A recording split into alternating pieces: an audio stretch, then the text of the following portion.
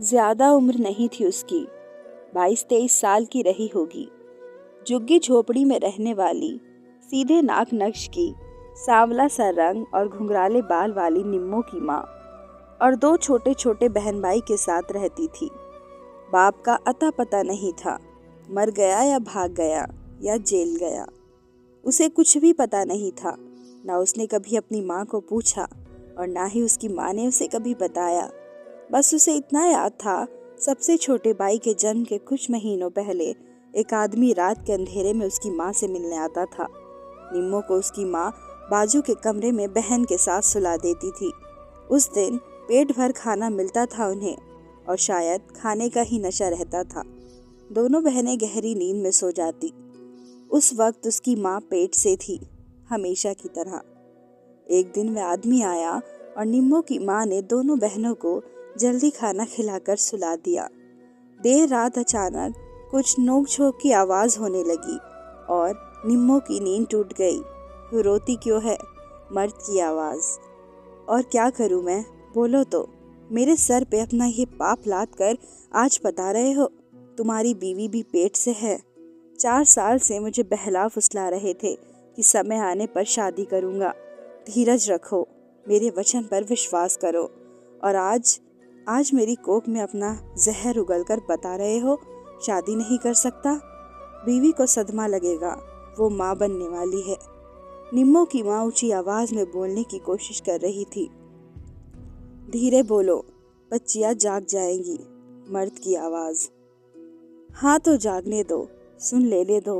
वो भी जाने उनकी माँ के साथ क्या हो रहा है। वो भी तो कल जवान होगी, तब शायद अपने आप को किसी मर्द की मर्दानगी का शिकार होने से बचा पाए। बेवकूफ़ जैसी बकवास ना करो।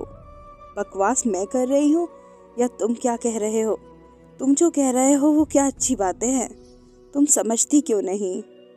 क्या समझूं मैं? बोलो। कुछ देर अंधेरे के साये में चुप्पी साधे रही उन दोनों के दरमियाँ। सुनो, मैं जो कह रहा हूँ शांति से सुनो और समझने की कोशिश करो। वह धीरे धीरे फुसफुसा रहा था। जिस तरह से ये 4 साल बीते वैसे ही आगे के दिन भी गुजरते रहेंगे। मैं अब तक जैसे आता था वैसे ही बीच बीच आता रहूँगा।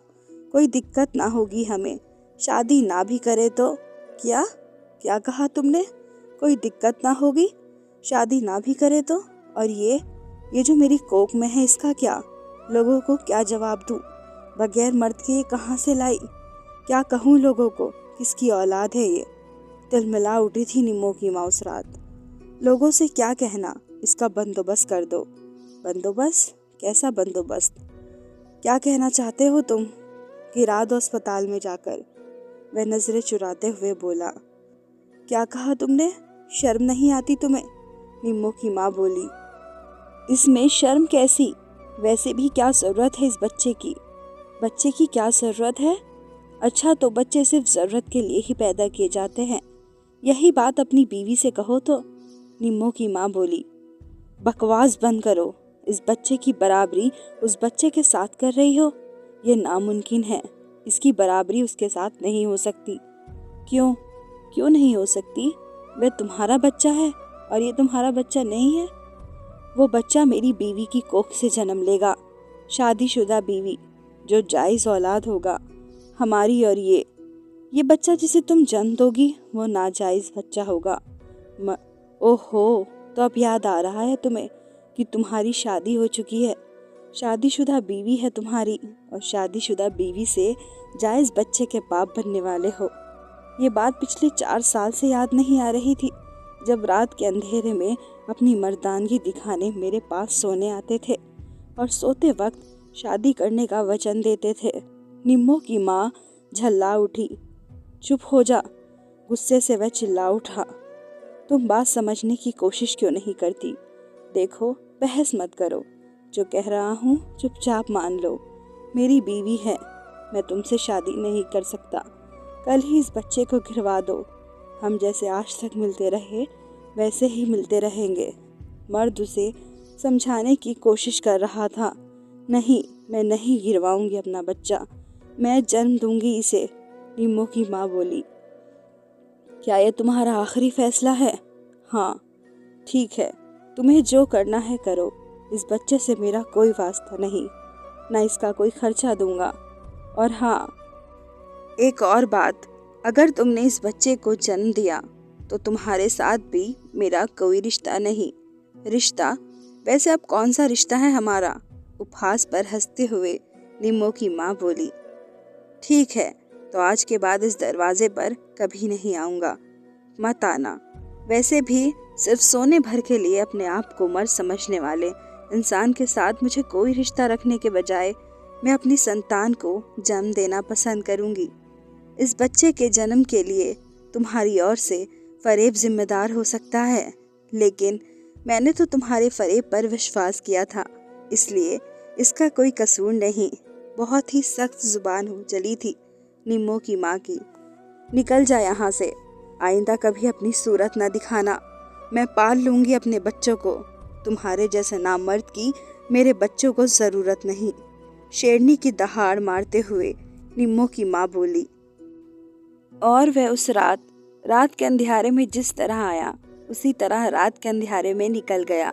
उसके बाद निम्मो ने उस आदमी को कभी भी घर आते नहीं देखा और ना ही उसकी कोई खबर।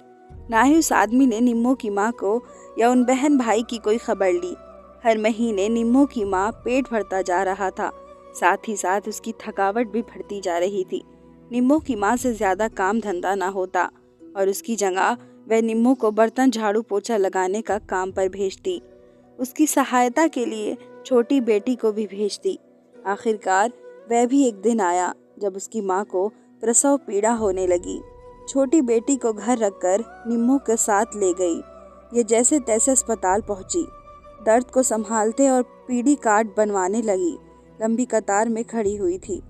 2 कतारें लगी थी। जब उसका नंबर आया तो रजिस्टर पर नाम लिखवाने वाला, क्या नाम? उसने अपना नाम बताया। अरे पूरा नाम बताओ। चिट्ठी वाला, इतना ही नाम है मेरा। निम्मो की माँ, क्यों मर्द का नाम नहीं? नहीं है मर्द। दबे होठों से दर्द को दबाते हुए वह कुछ कहराती बोली। बट नहीं तो ये बच्चा कहाँ से आया? बगैर मर्द का? आसमान से गिरा है क्या? उपहास करते हुए उस आदमी ने पर्ची हाथ में थमा दी।